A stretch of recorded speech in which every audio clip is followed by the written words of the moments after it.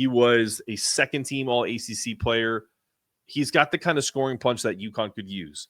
I didn't clip this, but if you stay with me here, go to the YouTube channel that they're showing Dan Hurley and Gino Auriemma talk about who they recruit and who do they go after. He's like, and Dan is quoted as saying, "I am done going after defensive-minded players."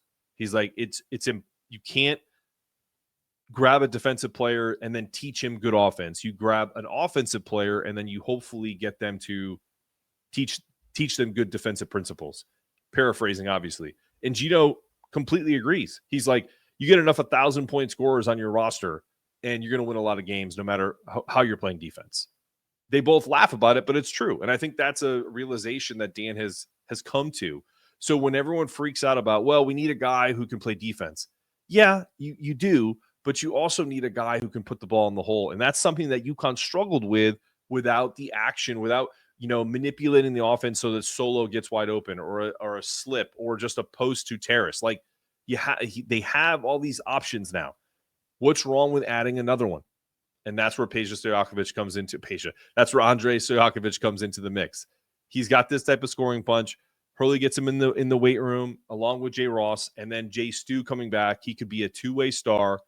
And let's talk about pedigree. Dan loves these high-character pedigree families, and there's no drama with a guy like Stojakovic. He would come in, and he would fit in almost instantaneously.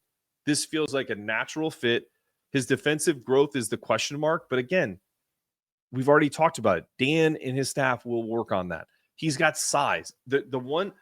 So if we point to like someone like Aiden Mahaney who didn't work out last year and he's transferring to other places and wish him the best, but he didn't have the physical and positional size the way a Silas does or the way even Solo does. And you could see the difference at the end of the year with Solo playing better defense. I look at that Oklahoma game where he basically sealed the game on a block, against Fears. Towards the end of that game, I was sitting courtside. So this is the type of stuff that you have to just trust the Dan Hurley system on.